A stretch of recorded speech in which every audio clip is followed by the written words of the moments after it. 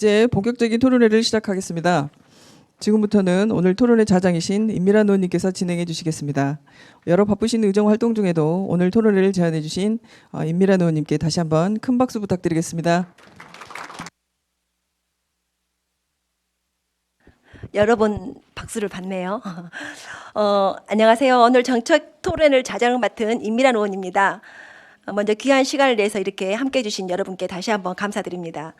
오늘 정책 토론회는 AI 시대의 미디어 리터러시 교육의 필요성과 또 정책 지원 방안 주제로 이 자리를 마련하게 되었습니다.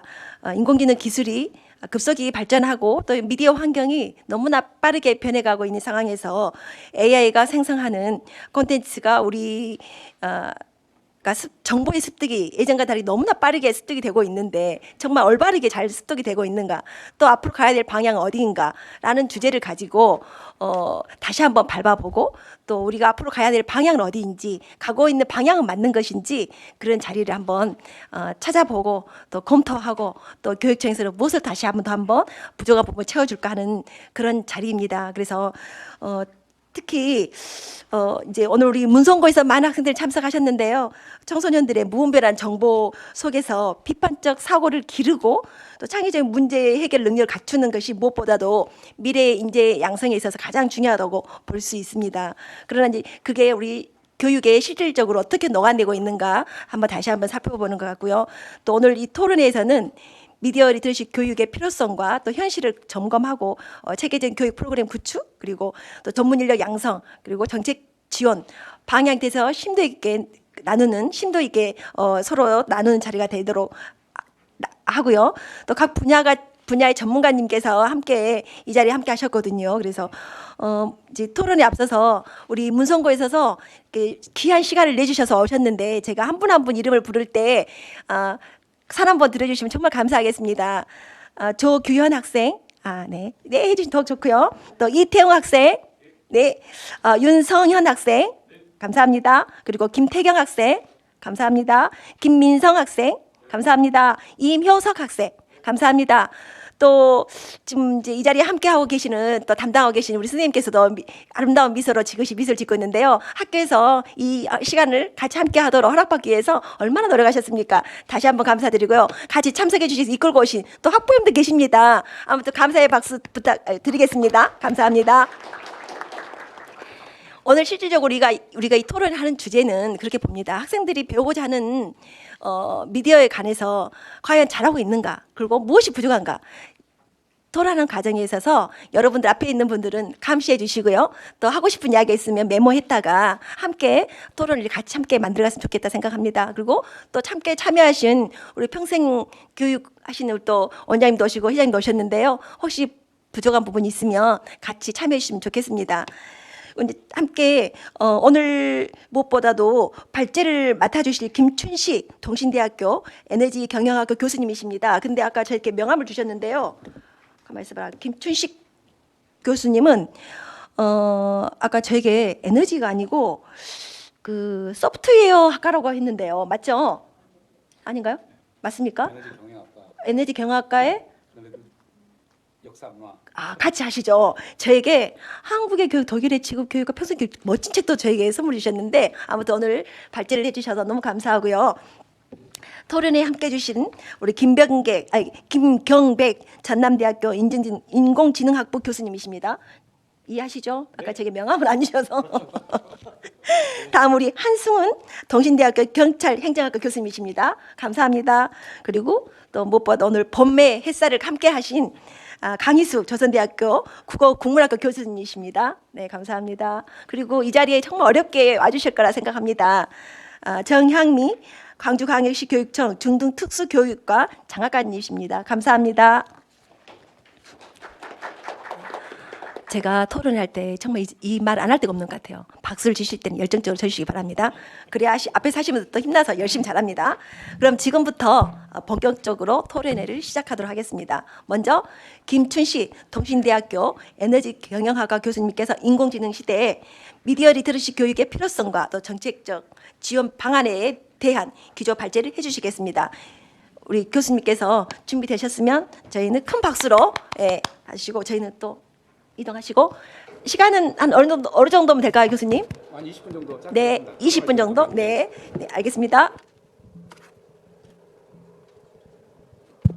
네, 안녕하십니까. 통신대학 김춘식입니다.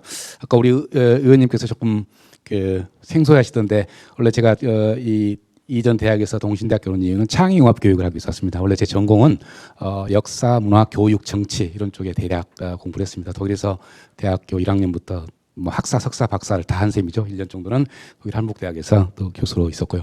오늘 이렇게 저도 깜짝 놀랐습니다. 오늘 임미란 의원님께서 산업 쪽에 이렇게 위원회 계시는데 이게 교육 쪽에 이런 정책 토론회를 개최하신다고 그래가지고 이거 너무 놀랐어요. 사실은 이거는 교육위원회에서 하셔야 되는 거잖아요. 그런데 알고 보니까 몇 년 전에 이 광주시에 이런 미디어 리터러시 관련해서 조례를 제정하시는데 법안을 이렇게 만드셨다고 그러더라고요. 그래서 좀 이해를 했습니다. 그럼에도 불구하고 끊임없이 이런 주제에 이렇게 관심을 갖고 계신 것은 아마도 의원님 개인이 갖고 있는 교육적 소망 혹은 교육적 소신이 아닌가 그런 생각이 들어서 저도 교육 쪽에 함께 힘을 보태고 있는 그 사람의 한 사람으로서 개인적으로 굉장히 감사드리고요. 이렇게 발제를 여러분들 앞에서 할 수 있게 된 게 굉장히 영광으로 생각합니다.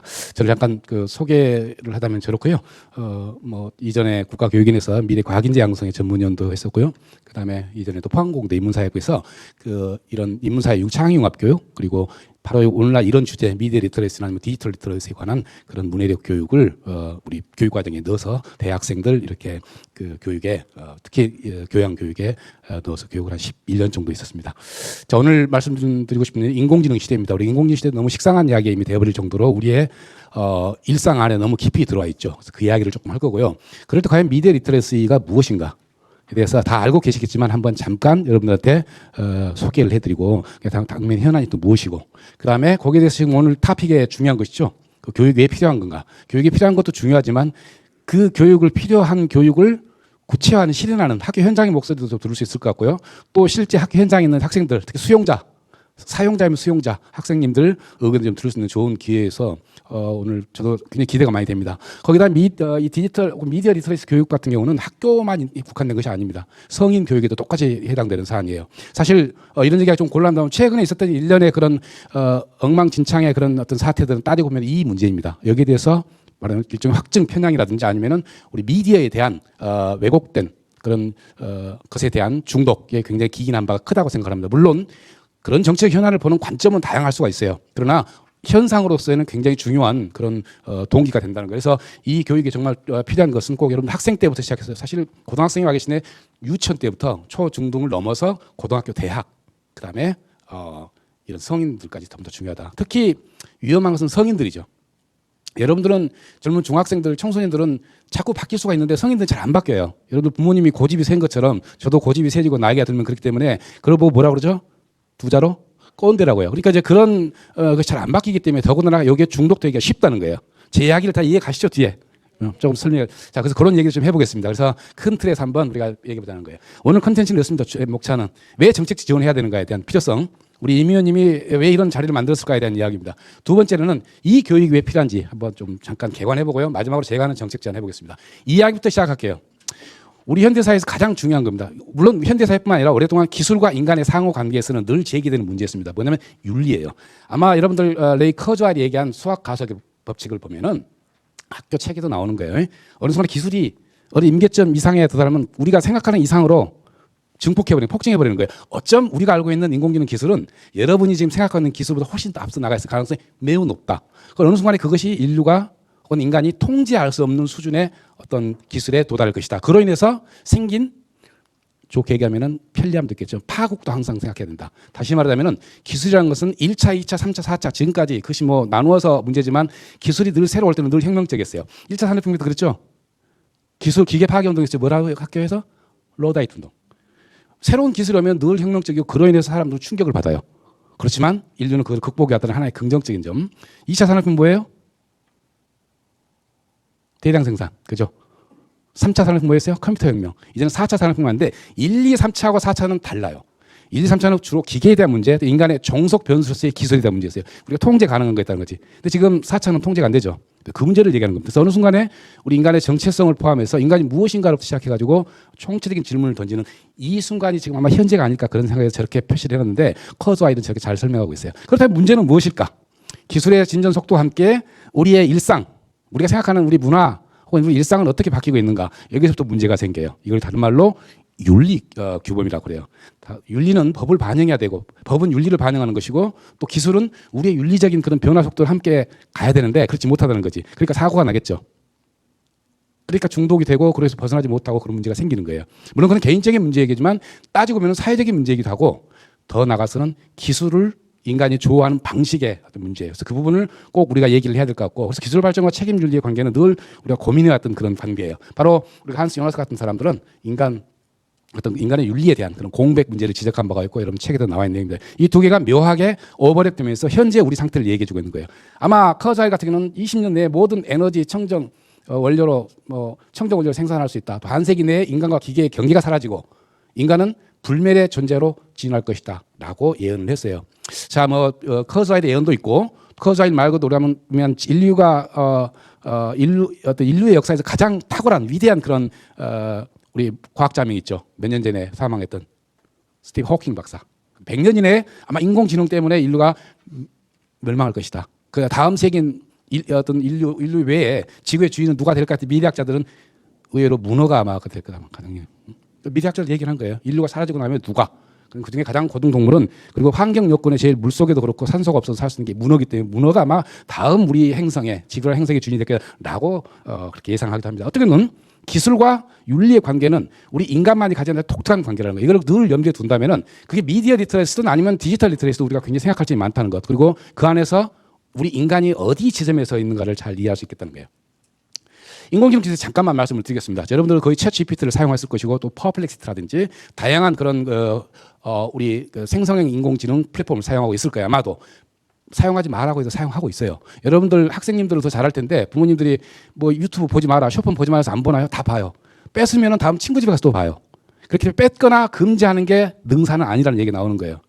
다시 말하면 교육에 필요하다면 그걸 뺏고 못하게 하는 것은 문제가 되는 게 아니고 하되 자기 스스로 조절할 수 있는 능력 하나, 두 번째로는 비판적인 능력을 갖추자는 거죠. 이게 아마 미디어나 디지털 리터러시 일반에 대한 가장 중요한 이야기예요. 물론 뺏어서 사용하지 않으면 좋겠지만 여기 어른들도 저도 쇼폰 보다가 1시간씩 지나는 경우가 있어요. 그만큼 중독성이 강하다는 거예요. 그러니까 그거를 뺏거나 못하게 하는 것은 능사가 아니다. 바로 인공지능 기술은 그렇게 우리한테 실제 기술 자체로서의 우리를 지배하려고 들는 것도 있지만 실제 우리가 거기에 종속성이 굉장히 강하다는 것을 얘기하고 있는 거예요. 사용하되 챗GPT 사용하되 비판적으로 사용하는 것. 근데 그 비판적인 그 능력을 키워주는 게 바로 윤리적인 관점이에요. 윤리적 관점이 뭐가 생기느냐? 미리 말씀을 드릴게요. 디지털 리터러시, 미디어 리터러시, 미디어를 보는 윤리적으로 보는 관점, 비판적으로 보는 관점, 디지털 매체를 보는 관점, 아니면은 일반 책을 좀 예컨대 중독성 있는 좀 약간 문제가 있는 그런 서적들을 보는 관점, 이 모든 것이 다 리터러시 능력인데 이 리터러시 문해력 능력은 비판력이 없으면 안 돼요. 원아마 국문과 교수님이 아마 디지털에 와서 계시는데 좋은 말씀 해주실 것 같아요. 바로 그런 능력들이 사실 인공지능 기술도 정확히 똑같다는 거예요. 저게 프린스턴 대학에서 작년에 한 연구 결과인데요. 앞으로 이렇게 계속 우리가 AI, 그러니까 생성형 인공지능 그 플랫폼을 통해서 우리가 궁금한 것을 계속 질문하고 답을 얻고 그것이 뭐 옳고 그름을 떠나서 어떤 경우는 답을 얻고 하는 것이 습관화되면 그게 당연히 종속되겠죠. 궁금한 무조건 거기다 물어보죠. 그러니까 그러다 보면은 이제는 생각을 안 하게 된다는 거예요. 우리 뇌에는 생각 근육이라는 것이 있는데 그 근육이 퇴화된다는 거예요. 생각을 안 하면 퇴화된다. 그러면은 빠르면 15년, 늦으면 20년 이내에 인간이 저렇게 된대요.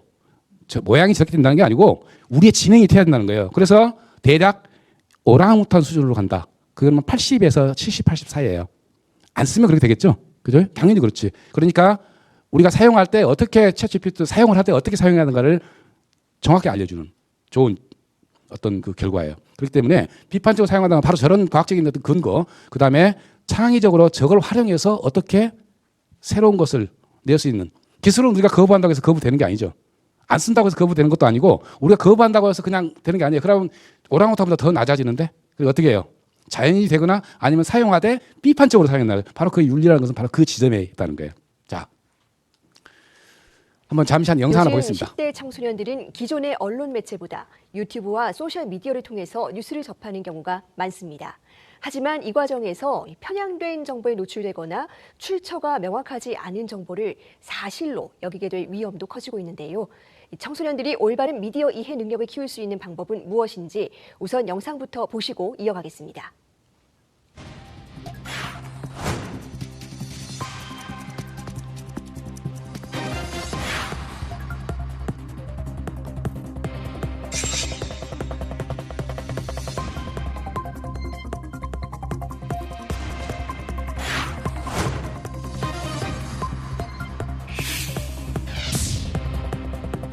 나이비 짤막 통계 10대 청소년 네, 유튜브에 미디어 빠진 이용 10대 실태 청소년들을 위한 미디어 10대 교육 청소년의 방법. 스마트폰 소지율은 미디어 98%. 교육조사협회 박유신 코로나19로 협회장과 스마트폰 자세히 이용이 증가해다는 살펴보겠습니다. 청소년이 절반이 안녕하세요. 넘습니다. 네, 10대 앞서 청소년들은 영상에서 스마트폰으로 보신 주로 것처럼 무엇을 할까요? 10대들이 뉴스 청소년들이 접기에서 가장 많은 시간을 이슈가 보내는 굉장히 미디어 커지고 활동은 있습니다. 남녀 모두 유튜브입니다. 청소년들이 생각하는 유튜브의 최대 혜택은 1위 시간을 보낼 수 있다. 2위 원하는 정보를 쉽게 찾을 수 있다로 나타났습니다. 하지만 유튜브를 이용하다 의도치 않게 폭력적인 영상에 노출되기도 하고 선정적인 영상에 노출되기도 합니다. 온라인 게임의 경우는 어떨까요? 온라인 게임 이용률은 남학생이 여학생보다 더 높게 나타났습니다. 또한 중학교 2학년이 81.9%로 게임 이용률이 가장 높고 고등학교 3학년이 73.3%로 게임 이용률이 가장 낮은 것으로 나타났습니다. 청소년의 63.5%는 온라인 게임이 스트레스 해소나 여가 생활에 도움이 된다고 응답했고 중고등학생의 44.6%는 온라인 게임이 친구 관계에 도움이 된다고 응답했습니다. 하지만 청소년들은 온라인 공간에서 부정적인 경험도 합니다. 온라인 공간에서 누군가를 따돌린 적이 있다고 응답한 청소년은 97%에 달했고 누군가에게 따돌림 당한 적이 있다고 응답한 청소년도 94.3%나 되었습니다. 그 밖에도 개인정보가 유출된 적이 있거나 낯선 이성으로부터 만나자는 제안을 받은 적이 있는 청소년도 모두 90% 이상이었으며 특정 집단에 대한 혐오 표현을 접한 적이 있다고 응답한 청소년도 76.9%입니다. 청소년들에게 현명한 프로슈머로서 분별력과 디지털 시민성이 더욱 필요합니다. 미디어 리터러시 교육의 체계적인 시행을 위해 정부와 사회가 지혜를 모아야 할 때입니다. 자, 자세한 내용은 여기 보시면 우리 한국청소년정책연구원의 뒤에 계시는 연구보고서를 부모님들 참고해주세요. 예, 상황이 어떤지를 대충 짐작하실 수 있겠죠. 여러분들 고등학교 학생 여러분들 맞습니까? 저게 거의 90% 이상 100%에 가까운 따돌림이나 이런 것들이 온라인상에 이루어진다는 건 맞습니까? 예, 여러분들 응답이에요. 이게 우리의 가장 어떤 심각한 현상일 거예요. 아마 23년이니까 작년 벌써 1년 반이나 지났을 것 같아요. 더 심해졌을 수 있다는 가능성이 농후하다는 겁니다. 자, 한 가지 제가 윤리라고 빨간색으로 해놨는데요. 자, 우리가 미디어 리터러시가 과연 무엇인가? 아까 끊임없이 윤리라는 얘기가 나올 겁니다. 여러분들 윤리식을 가져야 흔들리지 않을 것 같아서 그런 얘기를 하는 거예요. 자, 그 미디어와 글을 읽고 쓰는 능력 점점 더 중요해졌죠. 이제는 생성형 인공지능이 주는 그런 번역기 이런 거는 보면은 거의 그 어지간한 뉘앙스까지 다 표현해낼 수 있는 어마어마한 기술 진전 속도를 지금 보이고 있어요. 실제 제가 독일어 사실 이런 얘기 제 자랑 같지만 특급 통역입니다. 그런데 저보다 실제 라이브로 번역해놓은 코세라라는 그런 번역기 말고도 저보다 훨씬 통 번역을 잘해요. 실제 제가 한국말로 이렇게 하잖아요. 그 밑에 자막 가는 거 보면 놀랄 정도예요. 그러니까 외국어도 중요하지만 여러분 사용해봐서 알겠지만은 좋은 질문, 비문이 없는 문법적으로 명확하고 개념이 명확한 언어로 질문했을 때는 훨씬 좋은 답을 얻을 수 있다는 걸 알 수 있어요. 물론 그 답은 30분에 다시 넣었을 때 결과치는 같지 않을 수 있어요. 편차가 조금 있어요. 그러니까 다 믿을 수 없다는 거죠. 그러니까 크로스 체크를 해봐야 되지 반드시. 그러니까 이게 사용법이에요. 그런데 바로 그 글을 읽고 쓰는 능력. 이제 외국어가 갖고 있는 외국어를 배우게 되면 그 외국어를 배우는 것이 갖고 있는 것은 그 나라의 문화라든지 멘탈한 심성이라든지 기타 여러 가지를 한꺼번에 배우는 게 외국어를 배우는 건 중요해요. 그러나 우리가 말하는 학술적인 이런 외국어로서의 그런 역량까지는 이제는 더 이상 덜 중요해진 거예요. 덜 중요해진 거. 그러다 보니까 외대 용인에 있는 캠퍼스에는 외국어가 지금 거의 다 폐쇄 있죠. 외국어대학교 통번역대학원 대학원 입학자가 없어갖고 지금 난리고요. 이런 세계가 와 있다는 거예요. 그러면 뭐예요? 우리말을 정말로 더 중요한 것은 우리말 한국어를 명확하게 읽고 쓰고 말하는 능력이 중요한 거예요. 우리 이거를 문해력이라고 그래요. 근데 거기다가 이제는 미디어, 매체를 그렇게 정확하게 읽고 쓰고 그 매체에 대해서 이야기하는 능력이 중요해졌다는 거 똑같은 얘기예요. 그러니까 미디어에다가 아까 그 역량 합친 게 바로 미디어 문해력, 미디어 리터러시고요. 거기다가 우리가 분별할 수 있는 능력, 아까 얘기한 그런 중독성이 강한 거라든지 중독은 그렇시더라도 그 매체가 과연 이게 편향된 것인가 아니면은 양쪽 다를 고루 얘기하는 균형 잡힌 내용인가를 잘 판단하는 역량이 중요하다는 거예요. 아마 학교 현장에서 분명히 이야기를 하고 계실 텐데 왜 그게 중요하냐면 잘못하면 편향된 그걸 다른 말로 확증 편향성이라고 그러죠. 안 빠져나올 수가 없어요. 여러분 알고리즘이 이렇게 돼 있어요. 이렇게. 그러니까 여러분이 보고 싶은 내용만 쭉 계속 해준다는 거죠. 굉장히 공부를 많이 하신 굉장히 훌륭한 국가의 리더로 뽑힌 분도 사실은 그런 사고가 났잖아요. 근데 왜 그러냐면 나이가 들면 들수록 안 바뀐다는 거예요. 그러니까 청소년에게 빨리 그거를 이해하려면 바로 저런 미디어 리터러시 교육이 중요하다. 거기만 실천할 수 있는 그런 교육 콘텐츠도 개발도 시급하고요. 이 시급하다는 것은 사실 굉장히 학교 현장에 어떤 적합해야 됩니다. 그러니까 교사 선생님들한테 모든 걸 다 그걸 넘기는 것은 제가 볼 때는 그것도 좋은 방안인데 그럴 수 있으면 좋겠어요. 학교에서 다 이루어지면. 근데 실제는 교사 선생님들이 생각 이상으로 업무가 많다. 그러니까 다른 대안을 또 찾아주어서 그걸 커버할 수 있는 거 학교 현장에서 필요한 것이고 또 평생교육 현장 같은 경우는 또 다른 어떤 대안을 찾지 않으면 안 된다는 거예요. 성인들이 더 중독성이 강하고 빠지면 나오기 힘들다고 얘기를 했죠. 청소년만 그런 게 아니라는 거. 그래서 평생교육이나 아니면 시민교육 이런 것도 중요하다. 그래서 이런 것도 그래야 디지털 시민이 되는 거고 디지털 시민이 안 될 경우는 사고가 터진다.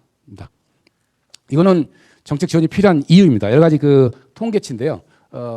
뭐 아까 얘기한 어떤 플랫폼별로 만점 중에 그게 뭐냐면은 진짜 가짜 뉴스 식별할 수 있는 능력인데 보시면은 굉장히 떨어지죠. 그러니까 20점 만점에서 10점 정도밖에 안 돼. 18세, 20세, 60세 이상은 좀 더 올라가긴 해요.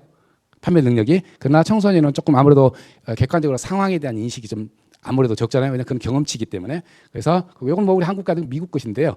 실제 우리도 아마 저보다 심했으면 심했지 더 낫지는 않을 거라는 거예요. 그다음에 플랫폼 이용률도 보시면은 저런 접촉 경로, 가짜뉴스 접촉 경로도 거의 유튜브에.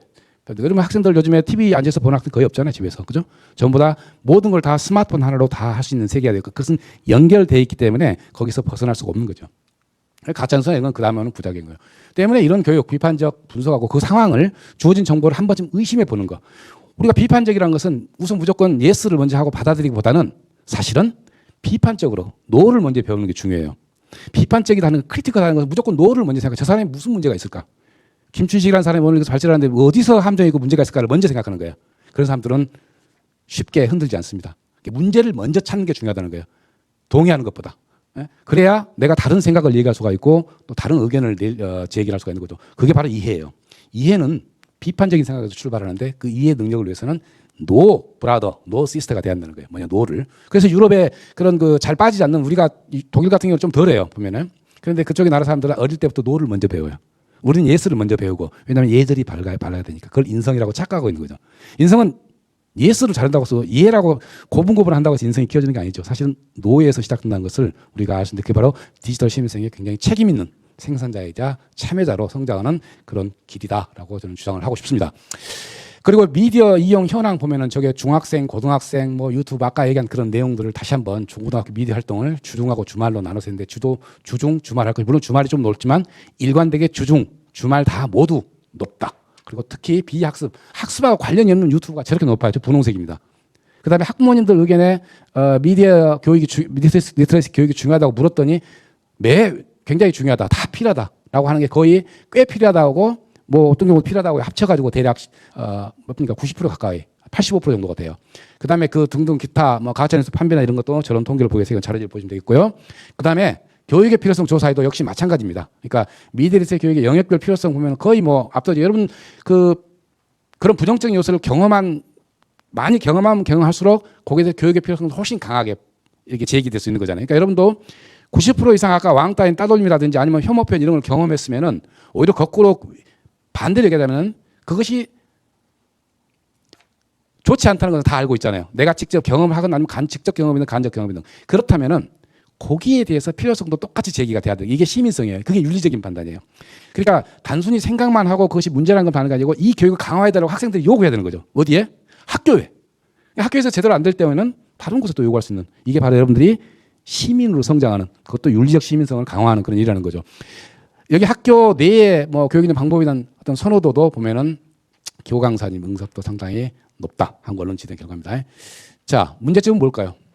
이 부분에서는 이제 우리 학생님들보다는 조금 교육에 관심 있는 분들 또 전문가들의 영역이 될 수가 있겠습니다. 체계적이지 않다. 첫째는 교육이 일관적으로 되지 않는다는 거. 이거는 사실 양쪽 다 문제죠. 정책을 하는 쪽도 문제고 또 학교 현장에서도 문제고. 그런데 그 문제의 접점을 어디서 찾느냐가 오늘의 화두가 될 것입니다. 아마 어떻게 하면 교육의 체계성을 높일 수 있을 것인가. 그리고 정책적으로 시나 아니면 시의회가 어떻게 지원하는 게 좋은 것인가에 대해서 얘기하는 게 굉장히 중요할 것이고요. 비판적 사고 능력 부분에는 끊임없이 제기되는 문제입니다.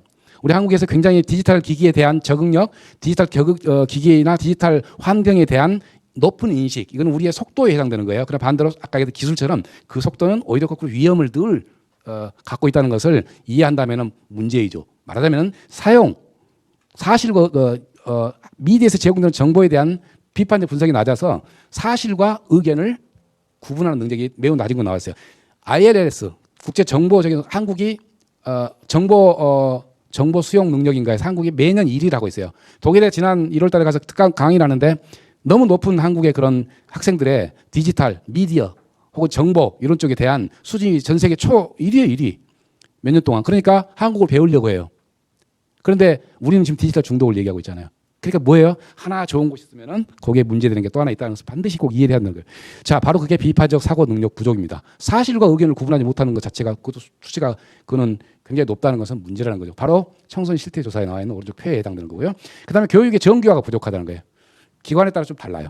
그러니까 일관성이 없다. 가버넌스도 잘 안 되고 말하자면 기관과 기관과의 서로 코어가 잘 안 된다는 거죠. 정규 교육과정이 포함되지 않는데 우리 이제 올해부터는 정규 교육과정이 들어왔죠. 들어왔는데 자 어떻게 시행할지 이제 지켜봐야 될 일인 거고요. 그다음에 디지털 교육의 한계 또 있죠. 그러니까 윤리적 활용 능력에 대한 윤리와 교육을 동시에 해줘야 되는데 사실은 주로 기기 활용이라든지 기기의 피해만 얘기했지 구체적으로 어떻게 해야 되는가에 대한 그런 행동 양태에 대해서는 어떤 행동 양식에 대한 설명이 부족하다. 마지막에 제가 부탁드리고 싶은 건 여기 평생교육 영역에 계신 분도 오셨기 때문에 사회적인 문제와의 연관성을 이 부족하다. 사실 이 디지털 문제는 오늘 여기 학생들도 왔지만 성인들이 왔는 이유가 바로 거기에 있어요. 사회 전체가 함께 해야 될 거예요. 왜냐하면은 마치 뚝이 있으면은 뚝 하나만 그 구멍만 만다고 해서 뚝이 제대로 유지가 되지 않아요. 그죠? 압력이 강해지면 뚝 자체가 터질 수가 있기 때문에 그래서 사회 전 구성원들이 다 함께 노력해야 된다 하는 부분을 말씀드립니다. 이것은 사례였고요. 그다음에 그럼 현재 쟁점은 뭐냐? 확장하는 거. 기술 습득을 넘어서 윤리적 사고로 이루어져야 되는데 이런 정보 활용 능력, 윤리적 판단 능력을 어떻게 앞으로 점점 확장되는 세계에서 그걸 해결해 나갈까? 그분의 좋은 의견을 좀 주시면 감사하겠습니다. 두 번째는 새로운 AI 시대 도전 과제가 있죠. 우리 수평적 읽기라고 여러분 들어보신 적 있습니까? 수평적 읽기? 네. 그러니까 특정한 정보에 대해서 깊이 이해하는 것은 좋은데 여러 개가 다른 결과치가 있다는 것을 이해하는 것. 이 다른 그 다양한 텍스트로 크로스 체크도 해보려는 그런 능력, 이거 수평적 읽기예요. 그래서 그런 능력도 특히 요즘에 더 중요해졌다는 거. 세 번째는 제도적이고 정책적인 지원 방안입니다. 저런 리서치 기술을 개발해서 끊임없이 공개를 한다든지 아니면 오늘 같은 이런 그 정책 토론을 자꾸 열어서 이런 것이 공론화되고 자꾸 또 홍보도 되고 해서 사람들이 그 심각성을 알아야 된다는 거죠. 요즘 빠른 어떤 그 디지털 시대, 정보 시대, 인공지능 시대에 그것도 장점도 잘 활용해야 되지만 이로 인해 생기는 문제도 동시에 함께 동시축으로 같이 공개되고 홍보된다는 겁니다. 그래서 그런 교육과정도 체계적인 교육과정 개발하고 거기에 맞춰서 플랫폼도 만들어서 그런 측정 의무를 좀 다할 필요가 있다. 조금 더 구체적으로 그러면은 이거는 좀 개관적인 얘기고 구체적으로 어떻게 하느냐. 교육 프로그램을 공동 개발하는 겁니다. 지금 광주 광역시와 시교육청 우리가 평생교육은 예전에는 교육청의 영역이 아니었죠. 시에서 하는 것이고 그런데 이제는 평생교육이라는 큰 틀에서 교육청하고도 연계해서 저런 교육 프로그램을 공동으로 좀 개발할 필요가 있고요. 또 전문 인력 양성은 굉장히 심각합니다. 광주는 어떨지 모르지만은 전남 쪽에는 그 정보교사 혹은 저런 미디어 리터레이시를 할 수 있는 교사들이 절대적으로 부족합니다. 특히 이런 도서나 도서 지역이나 농촌 지역에는. 그래서 저 전문직을 어떻게 양성할 것인가. 학교 현장에서는 선생님들은 선생님들대로 그냥 다 아시는 거라고 사용하는 것과 내가 아는 거 가르치는 건 달라요. 그러니까 사용하는 그런 정도로 가르치는 것 대변할 수는 없다는 거예요. 그래서 전문 인력을 어떻게 양성할 것인가. 이게 굉장히 중요하죠. 거기다가 지속 가능한 그런 교육이나 어떤 훈련 이런 것도 중요하다는 거예요. 그게 단기적으로 하는 것이 아니고 그것이 체계적이면서도 지속 가능한 프로그램으로 늘 업그레이드 혹은 업데이트가 되는 그런 프로그램이 된다는 거죠. 그다음에 발표 들은 교육. 이건 제가 특별히 강조하고 싶습니다. 디지털 문해력이든 미디어 문해력이든 그 모든 것에는 문해력이 붙어 있어요. 우리가 어떤 언어나 문자나 부호를 판별하는 능력이에요. 이 판별하는 능력이 굉장히 중요하다는 거예요. 잘못 판별에 생기는 문제, 그 안에 미디어가 붙고 디지털이 붙어서이지 실제 중요한 것은 아까 말한 우리 글을 읽고 쓰고 말하는 능력이 중요하다. 그래서는 저런 것을 키울 수 있는 하나의 프로그램, 일반 정규 교육 과정에 저는 창융합형, 자꾸 발표하고 토론하면 문제점을 서로가 공개하게 돼요. 경험을 공유하게 되고 그런 교육이 굉장히 중요하다는 것을 저는 특별히 강조드립니다. 그다음에 조례는 이미 제정이 됐으니까 조례에 대해서 한번 체크를 해보는 거. 우리 아까 임 의원님이 잘 말씀하셨는데 어느까지 조례 지정 이후에 어떻게 지금 진행되고 있는가. 실제 학교 현장도 그렇고 또 우리 평생교육, 시민교육도 그렇고 이걸 한번 체크해볼 필요가 있고요. 그다음에 오늘 법대 교수님도 와 계신데 디지털 안전이나 개인정보 보호 교육에 대한 것도 판결 필요하고 있고요. 또 교사의 전문성 강화 교육이라든지 아니면 대학하고 이게 선생님들이 연수교육을 받아야 될 거 아니에요. 선생님들 알아야 가르치지. 그죠? 근데 내가 알고 있는 것과 실제 가르치는 다르니까 교수법도 있어야 되겠고. 그리고 것들이 전부 다 교사의 전문성 강화. 그다음에 시민교육 전문 인력 양성. 이런 뭐 미디어 리터레시 교육사라든지 이런 쪽에 그 대학하고 연계해서 그런 프로그램 하나 마련하고 좋을 것 같습니다. 그다음에 홍보, 시민교육 이런 것도 홍보이고 시민교육이죠. 그리고 지속적인 개선 시스템, 평가 피드백 시스템을 좀 구축할 필요가 있겠다라는 겁니다. 이런 각 교육청에서 사실은 지난 2022년 우리 전남은 조금 빠른 거네요. 임 의원님이 좀 일찍 하셨네요. 예. 그런데 다른 그 광역들도 보면은 저렇게 2022년, 20년, 뭐 21년 등등해서 그때 바로 저런 미디어 리터러시 혹은 디지털 리터러시 관련해서 각 조례를 이렇게 제정하고 있고요. 근데 실제 저렇게 부산에 보니까 미디어 리터러시 대회가 있더라고요. 그걸 분별하는 그 비판적으로 보는 그런 대회도 있어요. 이런 것도 굉장히 우리 광주에서 하고 있나요, 장학관님? 안 하고 있죠. 예. 저런 게 굉장히 그 두 가지 토끼를 다 잡는 것 같아요. 저런 대회를 통해서 문제점도 제기하고 또 학생들 스스로가 경험한 것을 공유하고 하는 그런 것들이 굉장히 중요할 것 같다. 그래서 시상도 하고 그런 것 같습니다. 자, 길게 더 설명을 해야 되는데 제가 아는 것은 여기까지입니다. 그래서 여기까지만 하고 토론 시간에 더 많은 얘기가 서로 주어지길 기대합니다. 고맙습니다.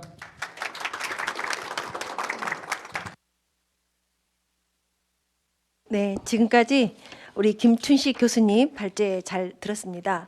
저는 방금 처음에 서두에 들어가면서 약간 충격적이었던 게 유튜브만 열심히 보면 안 되겠구나. 잘못하다가는 오랑우탄 되겠다 생각이 들어가지고 깜짝 놀랐습니다. 아무튼 여기 계신 분들도 아마 저와 같은 생각을 약간은 같이 하지 않았을까. 그래서 비판적 판단을 하기 위해서는 역시 책도 많이 읽고 또 서로 이렇게 같이 소통하는 어떤 그러니까는 발표할지 그런 자리를 자주 그리고 친구들끼리라도 이렇게 소통하는 자리가 많이 있어야 혼자 이것만 열심히 보면 아까 들으셨죠? 예, 누구 머리 된다고 깜짝 놀래가지고요. 아무튼 저한테 참 그 충격적인 시간이기도 하고 또 무엇을 해야 되는지 또 무엇이 필요한지 아마 이 시간에 명확하게 짚어갈 수 있는 시간이라 생각합니다.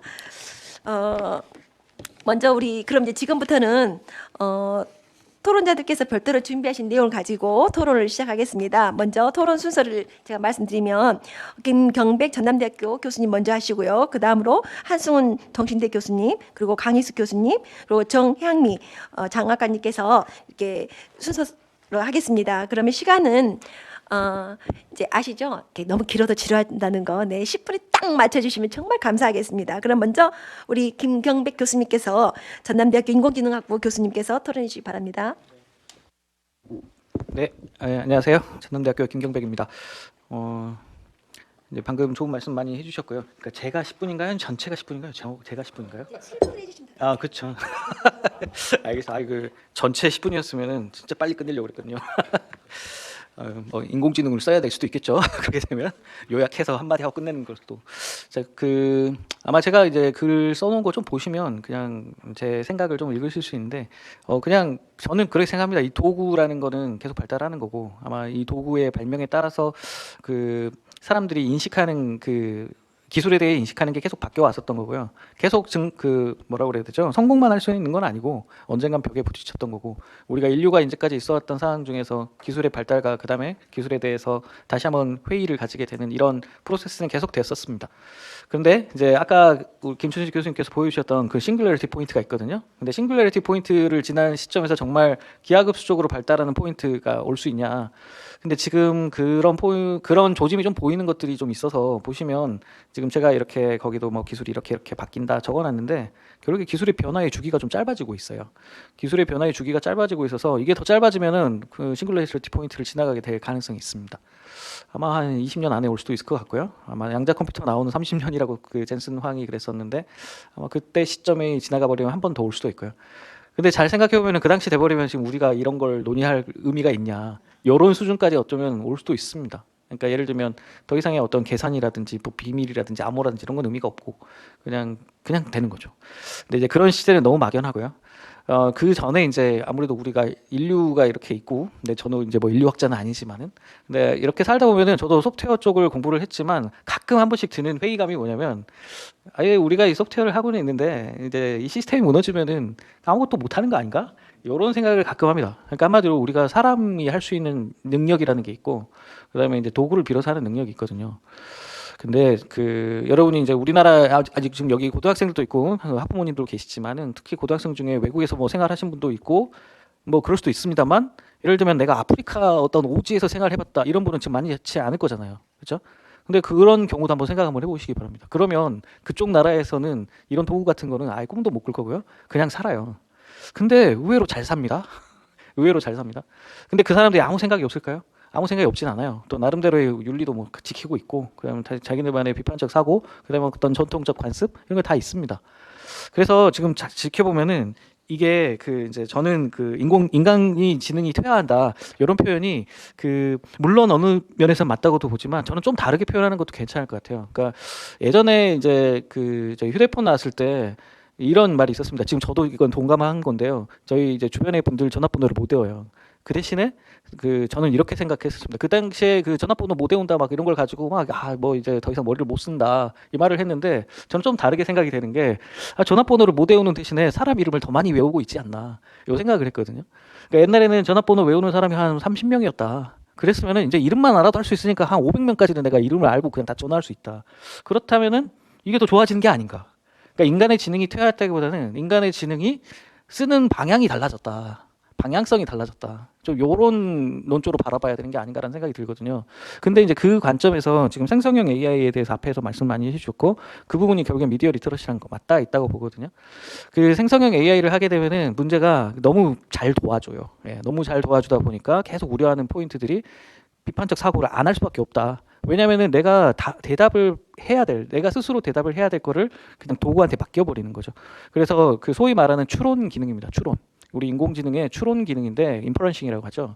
이 추론 기능을 고도화하기 위해서 우리 학자들이 한 50여 년간 계속 연구를 해왔던 거고요. 지금은 그 추론 기능이 이제 컴퓨터 자원을 고도화함에 따라서 엄청 좋아지는 상황이죠. 자, 그럼에도 불구하고 이게 우리 인간의 뇌를 전체 100% 모방하지 못하고 있어요. 근데 아까 제가 말씀드렸던 싱귤러리티 포인트, 그 30년 뒤에 양자 컴퓨터 나오는 그게 만약 범용으로 퍼지는 그 시점 생각해 보면은 우리 뇌가 어쩌면 그냥 모사돼 있을 수도 있어요. 근데 그 시점에 되면 정말 많은 게 바뀌겠죠. 근데 지금 포인트에서도 어느 정도 추론을 우리가 해보고 있습니다. 자, 근데 이제 그 추론이 아까 제가 중간에 말씀드렸던 어디까지 우리가 이걸 쓸 거냐 이거랑 관련이 있거든요. 지금 GPT 보면은 와 하거든요. 진짜 잘한다. 그리고 번역도 잘한다. 근데 그게 이제 새로 우리가 이런 거 있지 않습니까? 어떤 재미있는 드라마가 하나 나왔어요. 그러면 재미있는 드라마를 딱 보면 신선해요. 그러니까 야 좋다. 그랬는데 계속 그 드라마만 30일 내내 보고 있다고 생각해 보세요. 어떻겠습니까? 언젠간 질리겠죠. 내가 새로운 포인트들이 또 내가 원하는 포인트가 없는 거예요. 근데 계속 쓰다 보면 그게 나와요. 특히나 도구도 마찬가지입니다. 이 휴대전화도 마찬가지예요. 처음 샀을 때는 와 좋아. 엄마가 이제 컴퓨터를 사줍니다. 컴퓨터 사줘가지고 게임을 시작했는데 너무 잘 되는 거예요. 아까 게임 나왔으니까요. 너무 잘 되는 거예요. 근데 한 달 지났더니 뭔가 아쉬운 부분이 또 생기죠. 근데 그게 인간의 기본 습성 같습니다. 우리는 호기심을 이렇게 먹고 사는 네, 인류이기 때문에 그러기 때문에 발전해 왔고요. 자, 그러다 보니 분명히 이게 이렇게 기대감이 있다가 회의에 빠지는 순간이 옵니다. 이때가 그 추론의 그 한계점을 보게 되는 시점에 올 거예요. 근데 이제 그 부분을 이 학자들은 계속 개선을 시키고 있고 그러고 있는데 이 부분에서 아까 우리 김수식 교수님께서 발제를 해주셨던 이런 윤리적인 포인트, 그다음 미디어 리터러시가 영향을 준다고 생각합니다. 그러니까 예를 들면은 그런 감각이 없으면 비판적 감각이나 창의적인 감각이 없으면 이런 추론에 대해서 비판할 수 있는 능력 자체가 없는 거예요. 그렇기 때문에 이 공부를 해야 된다는 거고요. 그 아까 중간에 영상에 나왔던 쇼츠 있지 않습니까? 저는 개인적으로 제가 예전에 제가 공부할 때는 그 쇼츠라는 그런 영상을 보고 공부한다는 개념이 없었거든요. 근데 지금 학생들은 정말 영상을 보고 공부를 많이 하더라고요. 심지어 대학 이제 들어오는 학생들도 대학에서도 마찬가지고 뭔가 문제를 내고 매뉴얼을 찾아봐라 하면 유튜브를 찾더라고요. 그래 저는 옛날에는 매뉴얼을 찾았는데 문서를 찾았는데, 그러니까 저희는 예전에 문서를 찾는 연습을 했는데 지금은 영상을 찾는 연습을 하더라고요. 그래서 그 차이가 뭔가 이런 부분들은 여러분들도 고민을 해봐야 되고 우리 정책적으로도 한번 고민해볼 거다. 근데 저는 개인적으로 책을 읽히는 건 해야 된다. 그게 중요하다고 봅니다. 그래서 그 뭐 여러 말을 했는데 좀 정리를 하면은 나중에는 이제 결국에 책 읽는 걸 좀 해보자. 이게 또 중요할 것 같다는 생각이 들거든요. 저도 어렸을 때 책을 많이 안 봤지만 이제 물론 저도 계속 공부하는 직업을 하다 보니 계속 책을 보게 되죠. 근데 이제 책을 본다는 게 솔직히 어떤 거랑 맞닿아 있냐면 LLM 소위 말하는 챗 GPT가 학습을 하는 거랑 똑같은 역할을 합니다. 여러분이 추론을 인간으로서 추론을 하는 기능을 고도화시키는 거는 결국 학습밖에 없어요. 학습을 하지 않으면 추론 안 하거든요. 근데 지금은 학습을 너무 뭐라고 말씀드릴까요? 너무 이렇게 자극적으로 학습을 하고 있죠. 예, 영상을 보면서 이미 답을 정해주는 것들 보고 학습을 하고 있어요. 근데 이제 중간에 과정들이 길거든요. 그 길 거를 잘 안 해요. 그래서 그런 부분을 좀 할 수 있는 그런 학습 방법 그런 거를 조금 고민하는 게 이번 이 시대에 이 도구를 사용하기 전에 좀 갖춰야 될 게 아닌가. 그러니까 저는 개인적으로 이제 마지막 말하고 끝내겠습니다. 저는 개인적으로 지금 교수님들이나 연구원들이나 지금 이렇게 회사에서 좀 어떤 연구를 하시고 뭐 개발하시는 분들이 GPT를 쓰면서 놀랍다. 막 이거 정말 좋은 거다 이렇게 하시거든요. 근데 저는 그 이유가 뭐에 있냐면 옛날에 그 어려운 과정을 해보셨기 때문에 느끼는 거라고 생각합니다. 왜냐하면 저희가 이거 글을 쓸 때 얼마나 어려운지 알거든요. 교수님께서 이렇게 발표자를 만들어주신 게 얼마나 어려운 걸 알거든요. 근데 요즘에는 대충 친 다음에 GPT한테 발표자를 만들어 줘봐요. 그러면 만들어 줍니다. 근데 그러면 저희는 야 이게 여기까지 왔구나 이렇게 말을 하는데 여러분들은 아마 그거는 원래 이 도구가 해주는 건데. 이렇게 생각할 수가 있습니다. 자, 그래서 그 부분을 어떻게 인식을 시킬 수 있는가. 그게 이제 앞으로의 중요한 시점이 아닐까. 저는 그렇게 생각합니다. 네, 이상 마치겠습니다. 네, 김경백 교수님 감사합니다. 처음에서도 시작할 때 제가 그랬잖아요. 저는 우랑우탄 되면 어떡하는 그래서 책 읽는 게 참 중요하겠구나라고 제가 시작을 했었는데 결론을 그렇게 말씀해 주시네요. 인간의 지능이 퇴화하는 것보다는 다르게 생각한다. 생각을 다양하게 할 수 있다. 다양성을 유지하기 위해서는 책을 결론을 많이 읽어야 된다라고 말씀해 주시네요. 네. 그 다음에 우리 토론해 주셔서 너무 감사하고요. 다음은 우리 한승훈 동신대학교 경찰행정학과 교수님 토론을 이어가겠습니다. 안녕하세요. 저는 동신대학교 경찰행정학과의 공법 분야, 그러니까 행정법이나 헌법 분야 연구자입니다. 또 교육자이기도 하고요. 아마 경찰행정학과니까 범죄 관련해서 미디어 교육에 뭐 제 생각이 있지 않을까 싶어서 여기 저를 초대해 주신 것 같은데요. 저는 이 영광스러운 자리에 초대해 주셔서 감사하게 생각합니다. 여러분들 그 자료에 보면은 이제 제가 제 자료가 상당히 좀 많네요. 보니까 9페이지, 10페이지 정도가 됐는데 토론 자료가 이렇게 많은 이유는 이제 자료를 여러분들한테 많이 제시하고 저는 말을 좀 적게 하려는 그런 차원에서 이렇게 만들어 놓은 것입니다. 근데 이 프로시딩을 요청한 게 이제 한 3일 전인가 요청을 해가지고 한 이틀 만에 급작스럽게 만들었어요. 그러다 보니까 좀 문맥도 조금 수정이 필요한 부분도 있고 논리적으로 조금 앞뒤가 조금 흐트러져 있는 그런 부분도 있고 그래서 이게 좀 불편하심이 있지 않을까 이렇게 생각이 듭니다. 어쨌든 그런 점을 이해해 주시고 좀 봐주시고요. 우리나라 그 청소년의 미디어 리터러시 교육의 중요성에 대해서는 지금 논의되고 있는 게 사실은 너무 늦었습니다. 유엔에서는 이미 청소년 미디어 문해 교육을 위해서 교육 과정에 포함하라 그리고 입법을 만들어라라는 권고 사항이 2021년도 이미 나왔습니다. 그리고 문재인 정부 때 이제 그래서 만들어놓은 법률 하나가 있는데 그게 뭐 디지털 지원에 관한 법률인가 뭐 간단하게 말해서 정식 명칭은 좀 길어서 제가 생략하고요.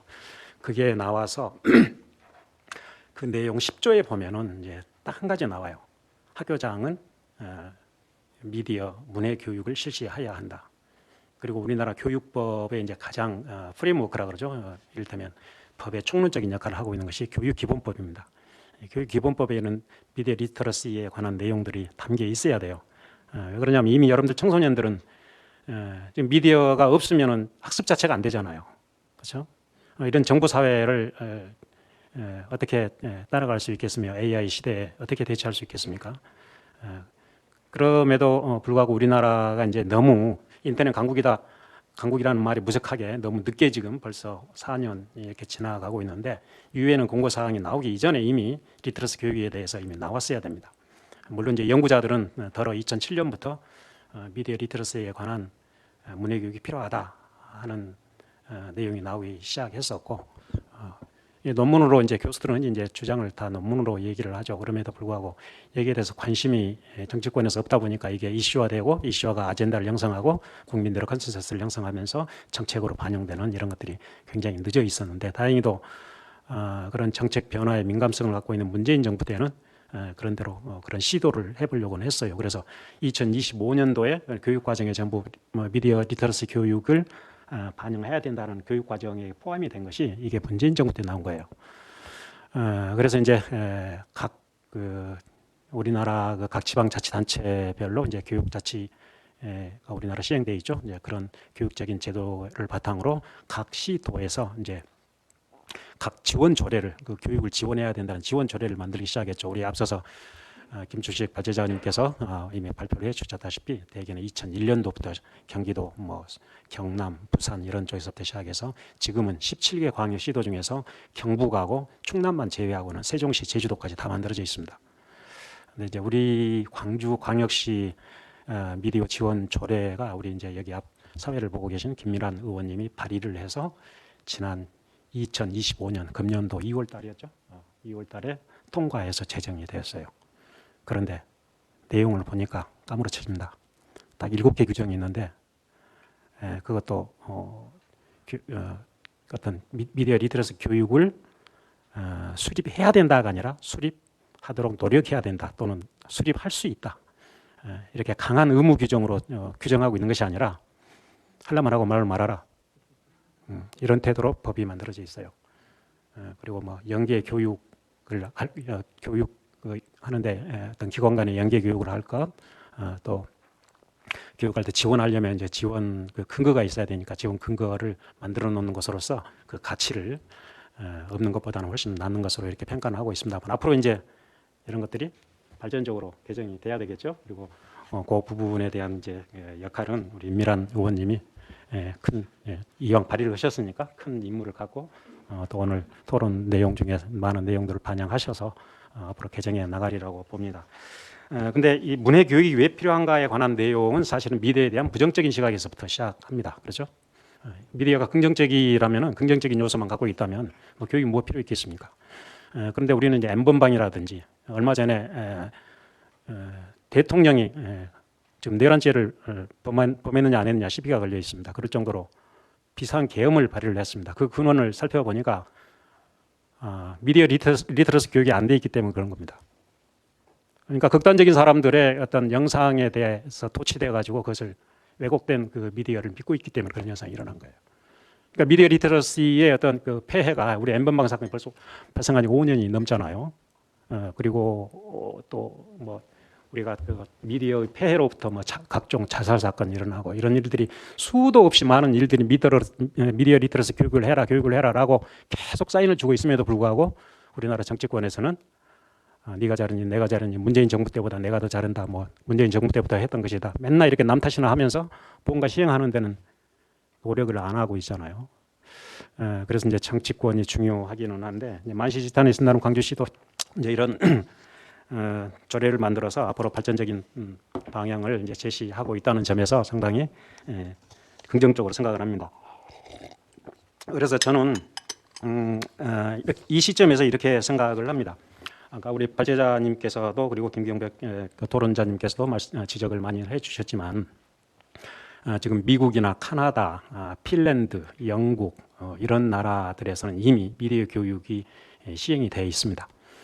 그래서 그 교육이 시행된 것도 상당히 방법론적으로 디테일하게 모든 교육 그러니까 학부모, 기관, 시민, 평생교육 그리고 교사들도 교육을 받아야 되죠. 교사들 이런 내용들이 시행이 되고 있어요. 그래서 그 내용들에 대해서만 좀 간단하게 지적을 하고 나머지는 자료로 여러분들이 참고해 주시면 되겠습니다. 마지막에 정리를 해놨는데요.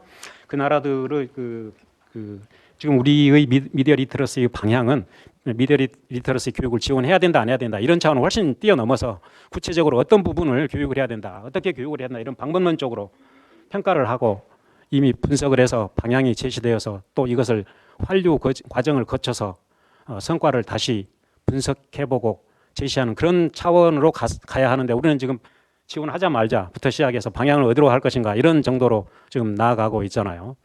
그래서 선진국이 어떻게 교육하고 있는가 이런 정도로 언급하고 나머지 자료로 발표를 이제 토론을 대체하겠습니다. 첫째, 우선 공영방송이 이제 미디어 리터러시에 뛰어들어서 시민들의 미디어 리터러시 증진, 그러니까 학생들뿐만 아니라 시민들까지도 행하고 있다. 이런 점들. 다음에 두 번째 미디어 연구라는 과목을 설정을 해가지고 대학이라든지 또는 고등학교 이제 유럽 고등학교는 고등학생들 전부 과목 선택해서 이렇게 듣는다는 걸 여러분들 잘 알고 계실 거예요. 우리나라는 지금 겨우 지금 이걸 재작년부터인가요? 그때부터 시행해가지고 뭐 학교 간에 이렇게 경계를 무너뜨려서 과목 선택해서 강사 초빙해서 이렇게 하고 있는데 유럽은 이미 대학 체제로 교과 선택해서 고등학생들이 자신의 역량 강화를 위한 과목들을 자율적으로 선택해서 듣는 마치 대학에서 수강 신청해서 그 커리큘럼대로 학습해 나가는 일정한 학점을 채워 나가는 그런 방식으로 해 나가고 있어요. 근데 우리나라는 지금 좀 그렇지 못하고 있는데 그래서 그런 이제 호주, 핀란드, 미국 이런 나라에서 이렇게 해 나가고 있고요. 다음에 청소년 미디어 리터러시 증진을 위해서 이제 학교뿐만 아니라 도서관이라든지 미디어 기업까지도 산업까지도 민간 단체 등 역할을 중요성을 인식하고 이것들을 법제화해서 규제하고 또 진흥 지원을 해 나가고 있습니다.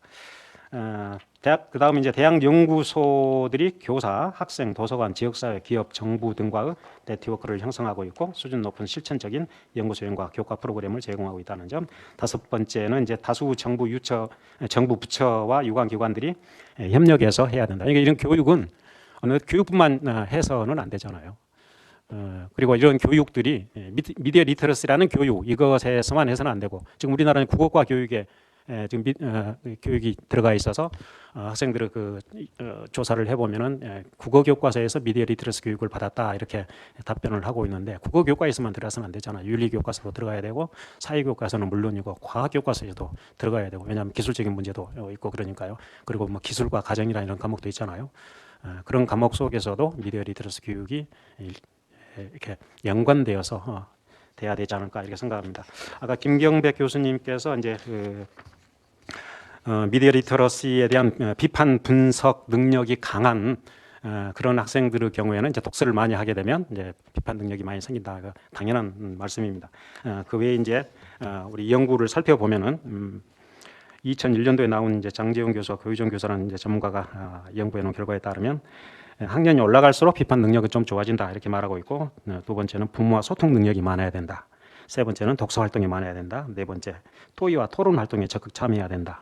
다음에 다섯 번째 국어 교과의 성적이 높을수록 비판적 사고 능력이 높은 학생으로 평가되었다고 그래요. 이런 점 참고해서 여러분들 학교 생활 해주셨으면 좋겠습니다.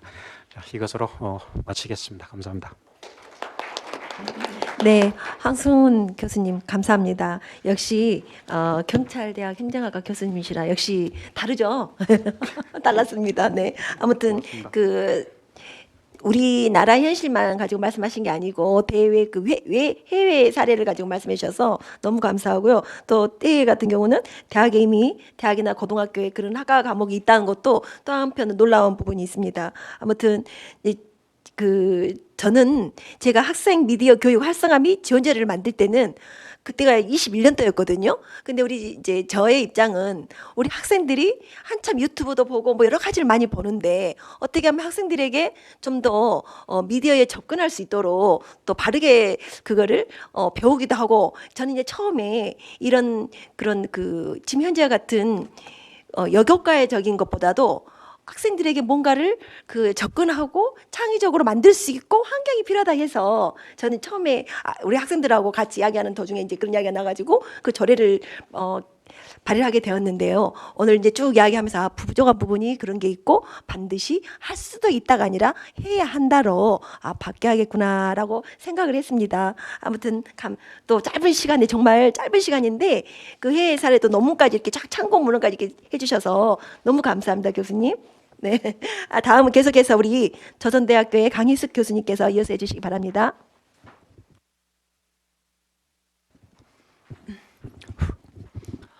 네, 안녕하세요. 조선대 국어국문학과에 재직 중인 강희숙입니다.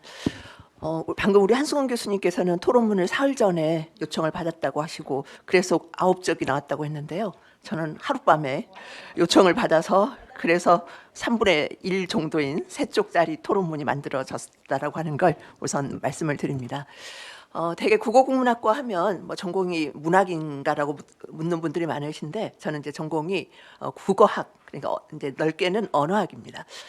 그런데 이제 제가 근래에 들어서 수행하고 있는 국책 사업이 있는데 크게 이제 재난인문학과 기후인문학 이 두 가지 분야의 국책 사업을 수행 중이어서 사실은 이런 미디어 리터러시 문제 같은 것도 저의 관심사이기도 해서 우리 오늘 발표자께서 저한테 평소에 언니라고 부르시는데 언니에게 부탁드리는 걸 거절하지 않고 오늘 이 자리에 나왔다고 하는 것을 말씀을 드립니다.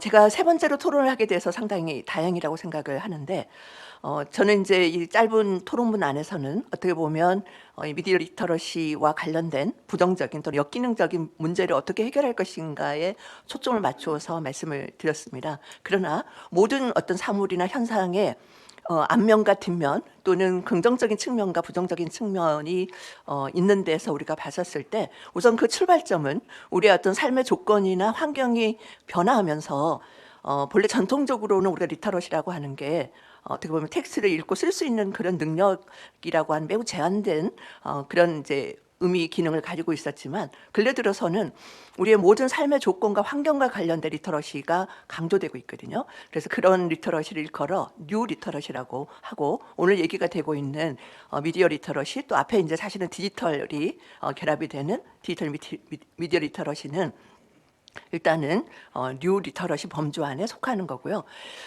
맨 먼저 생각을 해야 될 것은 미디어 리터러시를 구성하는 요소가 무엇일까라고 하는 것을 먼저 생각을 해본다면 일단 우리에게 변화가 이루어졌고 이런 변화된 환경 속에서 미디어를 이해하고 활용할 수 있는 그런 능력을 첫 번째로 요구하게 될 거고요.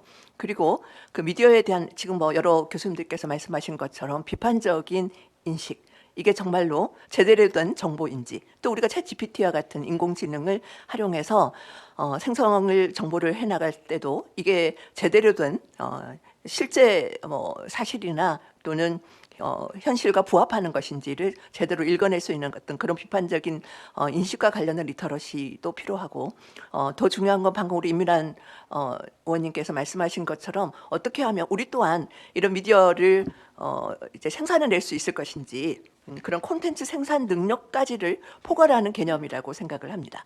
미디어 리터러시라고 하는 건요. 그런 점에서 우리의 시 조례에서는 어떤 면에서 이런 면, 그러니까 미디어를 이해하고 활용하는 면 또는 비판적인 인식을 또는 분석을 할 수 있으면서 또 그걸 활용해서 콘텐츠를 생산하는 미디어 리터러시 능력이 필요하다라고 하는 인식이 먼저 전제되어 있었던 것 같습니다. 그래서 지금 최근 2월에 그 만들어진 조례 안에서는 바로 이런 면을 고려한 리터러시의 필요성에 대한 조례에서의 어떤 반영이 아닐까 이렇게 생각을 합니다. 그런데 이제 오늘 우리는 이런 어떤 긍정적인 그런 면보다 또 부정적인 측면, 특히 아까 이제 우리 박 회장께서는 미디어 리터러시와 윤리라고 하는 면을 굉장히 강조해서 말씀을 하셨는데요. 그런 점에서 이 문제에 대한 우리의 인식과 또 이와 관련된 리터러시도 굉장히 필요하고요. 그다음에 또 하나 이제 빼놓지 않고 말씀하신 게 바로 중독 문제였거든요. 그렇다면 이런 그 부정적인 또는 이제 우리가 AI의 어떤 지금 발전 분야가 굉장히 다양하면서도 뭐 여러 가지 분야로 증폭되고 있는데 그런 긍정적인 측면 이면에 숨어 있는 그림자 내지는 그늘과 관련된 리터러시도 또한 필요하다라고 하는 점이 오늘 어떻게 보면 매우 중요한 우리의 이슈라고 할 수가 있을 것 같습니다.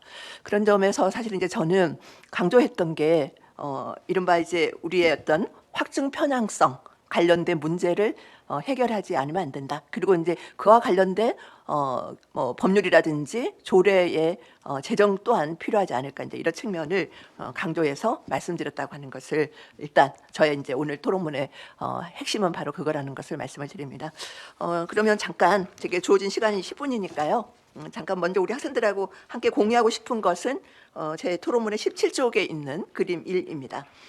황명권 박사께서 한국과학기술정보연구원에 재직 중인데요. 키스티라고 하죠. 이분이 사실 제가 아까 말씀드린 연구 프로젝트를 수행하면서 이 AI의 빛과 그림자라고 하는 그런 주제로 토론회를 열면서 이제 이분께 지금 AI의 활용 영역이나 분야가 어떻게 되고 있는지 이런 거를 자세히 알고 싶다라고 이제 말씀을 드렸더니 이 그림을 이제 가지고 말씀을 해주셨거든요. 그래서 여기 지금 보면 굉장히 다양한 분야에서 AI 관련된 활용이 이루어지고 있습니다. 그래서 이제 뭐 예를 들어서 이렇게 우리가 정중앙에서 시계 방향으로 한번 이렇게 가서 보면 게임에서부터 천문학, 또 헬스케어, 건강관리, 뭐 수송, 농업, 교육, 그리고 이제 잘하는 전자상거래, 그리고 이제 엔터테인먼트, 뭐 오락, 로봇, 자동차, 그리고 이제 오늘 우리의 관심사인 소셜 미디어 분야까지 AI가 활용되고 있는 그런 분야가 여기서는 지금 13개 분야를 제가 제시를 했는데 이게 이제 2022년에 관찰이었다고 한다면 이제 2, 3년이 지나면서는 더 확장되고 있고 앞에서 우리 김춘식 교수님 말씀하신 것처럼 이게 이제 갈수록 가속화되는 또는 기하급수적인 그런 양상을 보이고 있다라고 우리가 할 수가 있겠죠. 그러면서 오늘 우리가 미디어 리터러시는 지금 왼쪽에 있는 소셜 미디어와 관련을 해서 두 번째 페이지를 한번 같이 보시면 이제 우리가 디지털 미디어를 통해서 접하게 되는 메시지나 정보의 양이 엄청나게 이제 급증하고 있는 시대에 우리가 살고 있기 때문에 자신이 원하는 정보를 찾아내고 그 정보의 진위나 신뢰도를 평가할 수 있는 역량이 강조되는 그런 시대라고 하는 인식하에서 우리가 디지털 시대의 핵심적 역량으로 미디어 리터러시를 필수적으로 갖춰야 된다 이런 말씀을 드리고요. 그리고 이제 중요한 게 가짜 뉴스를 어떻게 판별할 것인지 이 문제가 오늘 아까도 이제 말씀을 하셨기 때문에 이런 면들도 굉장히 강조돼야지 되고요. 이제 제가 오늘 핵심적으로 강조하고자 하는 거는 아까 말씀드린 것처럼 중독 문제였기 때문에요. 18쪽의 세 번째 문단 여기서부터는 읽어 나가면서 말씀을 드리도록 하겠습니다. 사실 저는 이제 오늘 김 교수님께서 제공해주신 발표 자료를 좀 더 꼼꼼하게 이제 봤습니다. 지난 2022년 한국언론진흥재단에서 조사한 10대 청소년의 플랫폼별 뉴스 이용률과 23년 한국청소년정책연구원에서 내놓은 10대 청소년 미디어 사용 실태를 들여다보니까 여기에 우리 학생들이 SNS보다는 아까 이제 뉴스에서도 이제 제시가 되었는데 온라인 동영상 플랫폼에서 뉴스를 이용하는 비중이 여기에서는 63.7%로 나왔는데 아까 뉴스에서는 90% 이상의 비중을 차지한다고 제시가 되었었죠. 이렇게 이제 온라인 동영상 플랫폼에서 뉴스를 접하면서 가짜 뉴스를 접촉하는 비중 또한 유튜브가 가장 높은 비중을 차지하게 된다라는 걸 우리가 눈여겨볼 필요가 있다라고 하는 겁니다. 그러므로 해서 동영상 플랫폼 가운데 유튜브를 가장 많이 활용하고 그런데 이 유튜브의 특성상 알고리즘의 작동이 현재 굉장히 활발하게 이루어짐으로 해서 우리는 정보의 어떤 편향성 또는 중독에 노출되어 있고 우리 청소년들 또한 이와 같은 상황에 놓여 있다고 하는 것을 빼놓을 수 없다라고 할 수 있다는 거죠. 이와 관련해서 하나 눈여겨볼 것이 지난 1월 6일 그러니까 12.3 사태하고 관련해서 12월 3일에 미국의 뉴욕타임즈에서 도대체 한국의 대통령은 왜 비상계엄을 선언했을까라고 하는 질문에 대한 분석을 했는데 여기에 윤 계엄령 유튜브 알고리즘 중독이 초래한 세계 최초 내란이다 라고 하는 기사가 수도 없이 사실 우리가 검색을 해보면 타전이 되었습니다. 이게 이제 사실일까라고 하는 문제에 대해서는 좀 더 깊이 있는 분석이 필요하지만 가능성이 전혀 없지 않다라고 하는 거죠. 이런 점에 비추었을 때 우리의 청소년들이 이런 알고리즘 중독에 노출되어 있을 가능성을 배제하기 어렵고 우리의 이제 미디어 리터러시에서 이 문제를 해결하기 위한 노력이 있어야 된다라고 합니다. 생각을 했습니다. 그 점에 비추어서 제가 다른 나라에서는 어떻게 이 문제를 해결하고 있을까를 그제 저녁 찾아봤더니 알고리즘 금지법 같은 제도적 뒷받침이 미국의 경우 이것도 역시 뉴욕주에서 지난해 6월에 청소년 대상 중독성 유발 알고리즘 금지법이 처음으로 제정되어서 통과되었습니다. 그러므로 해서 이런 문제의 접근이 우리에게 이제 추후로는 이제 미디어 리터러시의 어떤 긍정적인 또는 본래적 측면도 사실은 리터러시의 증진이라고 하는 측면에서 굉장히 강조돼야 되지만 이런 그늘이나 또는 문제점에 대한 우리들의 선제적인 대응 접근이 필수적이다. 이 말씀으로써 저희 토론을 마치겠습니다. 고맙습니다. 네, 감사합니다. 역시 국문학 교수님은 또 다르시죠? 역시 다르신 것 같습니다. 네, 마지막 끝으로 미국에서 최근에 알고리즘에 관련된 그 관련 법이 생겼다는 것을 보고 우리도 많은 더 노력을 해야 되겠다는 생각을 했습니다. 아무튼 짧은 시간 내에 많은 걸 준비해 주시고 너무 감사하고요. 지금 시간이 얼마 남지 않았는데 좋으시죠? 시간이 만 남아서 장 박사님. 아무튼 다음은 지금 오랜 시간 기다렸던 우리 마지막으로 장향믹 강주광역시 교육청 중등특수교육과 장관님의 토론 마지막으로 부탁드리겠습니다. 네, 안녕하십니까. 광주광역시 교육청 중등특수교육과 장학관 정향미입니다. 학교에서 수업을 하다 보면 가장 아이들한테 인기를 얻을 수 있는 방법이 수업을 좀 빨리 끝내주는 건데 제가 의도하지 않아도 이렇게 좀 그런 환경이 갖춰져서 너무 다행으로 생각을 합니다.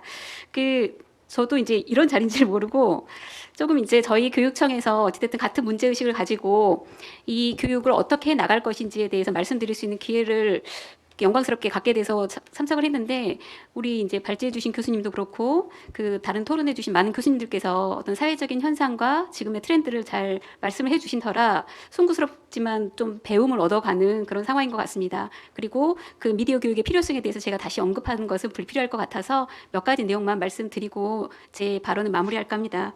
일단 기본적으로 지금 여기 계시는 모든 분들 그리고 이제 임미란 의원님께서 일찍이 조례를 발의하시고 이런 자리를 마련하신 것은 어찌됐든 미래를 이끌어 나갈 우리 아이들이 건강한 미디어 시민으로 형성할 수 있는 역량을 갖추도록 하는데 어떤 특정 시기나 아니면 학교나 어떤 기관이나 여기에 역할만이 아니라 사회적 어른들의 전체적인 책임감을 같이 하고자 하는 것이라고 생각을 합니다. 그래서 광주광역시 교육청도 그런 문제의식을 담아 매년 학생 미디어 교육 지원 계획을 수립해서 추진을 하고 있는데요. 그 계획을 세울 때 기본적으로 아마 갖는 생각은 아이들이 미디어를 배쳐가는 것보다는 우선적으로는 자기 주도적으로 이용할 수 있어야 될 터이고 성장해 나아가면서 스스로 보호할 수 있는 역량을 함양해야 할 것이고 또 이 디지털 기술이 발전하는 것이 전체 집단으로 봤을 때 새로운 교육 격차를 야기해서는 안 된다.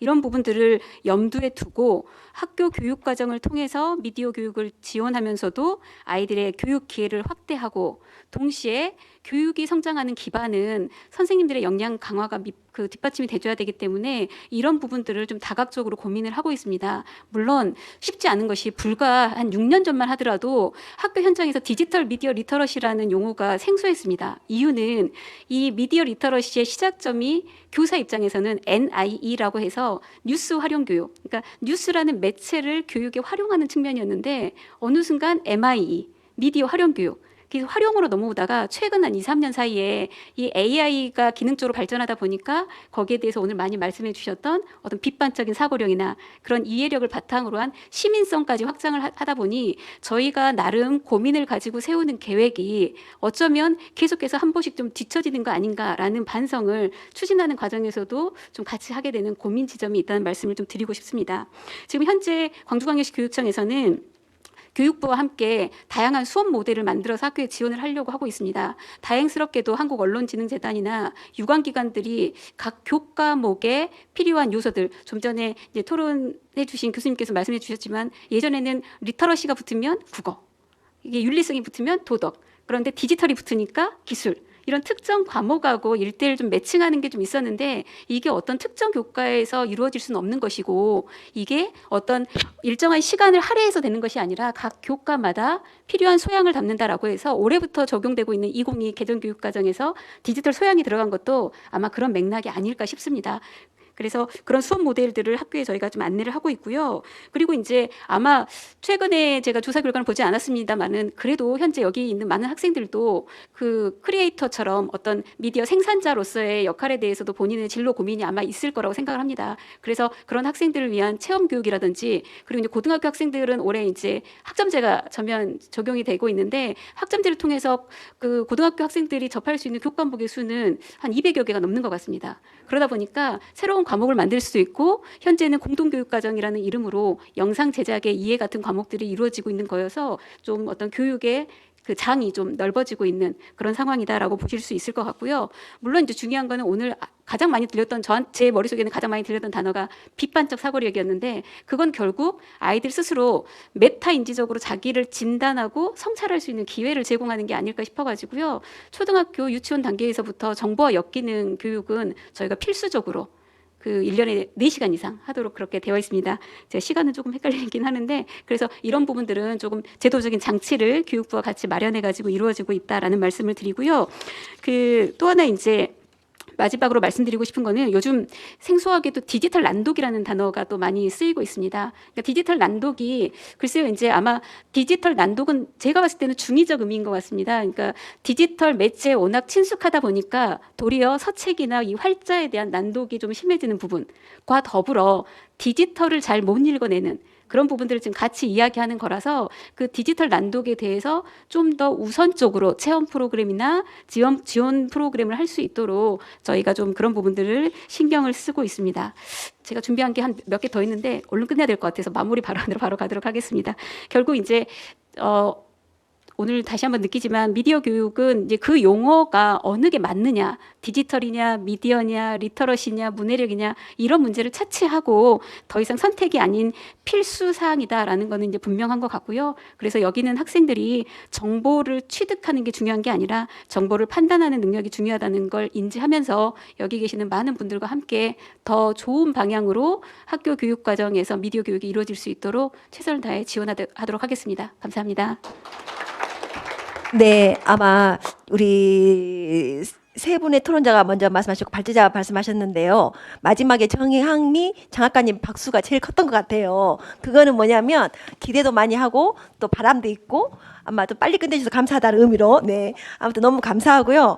마지막에 정보의 판단력이 참 요하다라는 말이 저에게 딱 와닿았거든요. 그래서 아무튼 다시 한번 중요성에 대해서 다시 한번 느끼기도 하면서 지금까지 우리 모든 이제 참여자 토론자들의 토론을 잘 들었습니다. 다시 한번 감사드리고요. 그러면 지금부터는 질의와 응답의 시간을 갖도록 하겠습니다.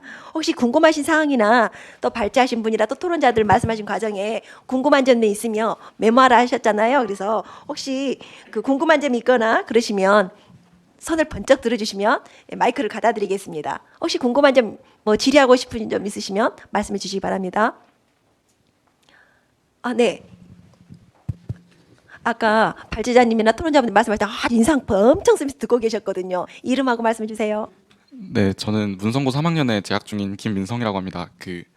들으면서 되게 많은 부분들을 배워가는 시간이었던 것 같은데 그 중에서도 동신대학교 교수 한승훈 교수님께서 이제 이런 미디어 교육이라는 것이 학생에게 국한되는 것이 아니라 전범위적으로 교육이 필요하다라고 말씀을 해주셨던 게 인상에 깊었는데 이 시간에 말씀해주신 것이 약간 어떤 학생들의 입장에서 어떻게 정책이 마련되어야 하는지를 주도적으로 말씀해 주셨던 것 같아요. 그래서 제 나름의 개인적인 궁금증으로는 성인들의 이런 미디어 교육 같은 것은 어떻게 진행되고 진행되어야 할 것인지가 조금 궁금했습니다. 개인적으로는. 네, 우리 김민성 학생님께서 아까 제가 봤거든요. 인상을. 근데 하는 동안 엄청 인상을 쓰면서 막 집중적으로 듣고 계시더라고요. 그러더니 우리 한수원 교수님께 질문을 던졌습니다. 답변 주시겠습니까?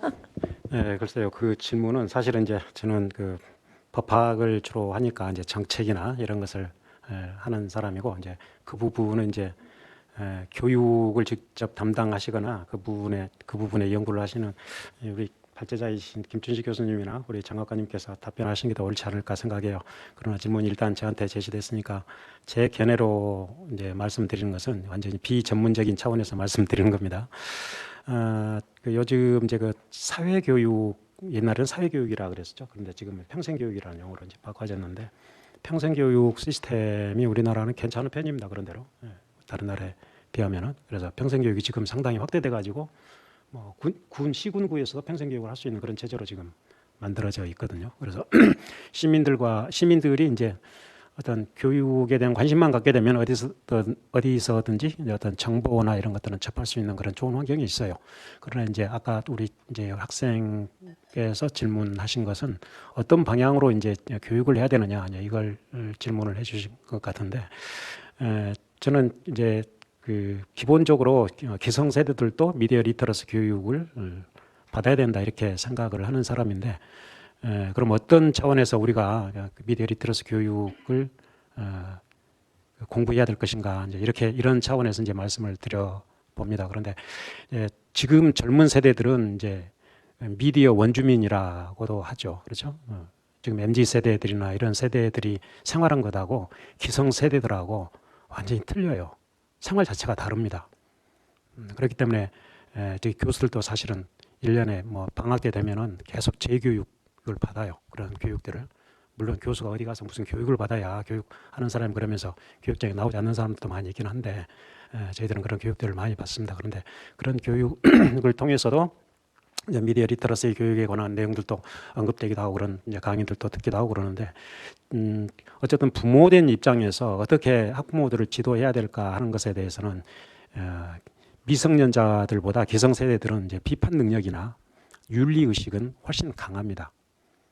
그렇죠. 그러니까 이제 저는 이제 경찰학과에 근무하다 보니까 늘 범죄하고 연관지어서 이제 생각하는 그런 어떤 연구 관습이랄까 그러니까 습성이 있게 되는데 그런 미디어의 폐해 그리고 미디어의 기술 그리고 미디어가 우리 사회에 영향에 미치는 요소 그러니까 이 미디어에 대한 왜곡으로서 어떤 인식이 나타나게 되면은 지역사회 자체가 붕괴될 가능성도 없잖아 있거든요. 그런 이제 사회 공동체 속에서 미디어가 어떤 역할을 해야 되고 그런 차원에서 미디어를 어떻게 받아들여야 되는가 이것은 어떤 사회적인 정체성과 연관지어서 교육이 돼야 될 것으로 이렇게 생각이 들어요. 그래서 좀 뭐 짧은 시간이나마 이런 차원에서 말씀드리겠는데 충분한 대답이 되지 못해서 죄송합니다만은 이제 좀 전문가이신 우리 박 제자님 의견이나 장학사님 말씀, 장학관님 말씀을 좀 들어본 게 좋을 것 같아요. 예. 네, 우리 김민성 학생의 질문에 대해서 또 우리 한승훈 교수님께서 답변을 해주셨는데요. 아무튼 지금 현재 우리 길거리에 많은 분들이 나가지 않습니까? 유튜브를 통해서 우리가 많은 교육을 듣기도 하고 또 이건 아니지 하면서 욕도 하기도 하고 합니다. 근데 지금 그런 현상들이 지금 오늘의 이 현상이지 않나 싶거든요. 불과 몇 년 사이에 이런 현상을 만들어냈잖아요. 결국에는 결과치를. 그래서 앞으로라도 정말 좋은 환경은 우리 여기 계신 분들의 어떤 앞으로 정책적 저 또한 마찬가지고요. 좋은 환경을 만들어 나가는데 우리들의 역할이라 생각합니다. 또 혹시 오늘 보니까 평생교육하신 분, 또 청소년에서 또 앞장서서 그 열심히 필드에서 하시는 분, 또 AI 또 전공자도 계시고 그러시거든요. 근데 시간은 얼마 없습니다. 딱 짧게 질문도 짧게 답변도 짧게 하시면 2분까지 가능하시고 질문도 길고 답변이 길면 1분만 가능합니다. 빨리 손들어 주세요. 네, 문혜령 선생님.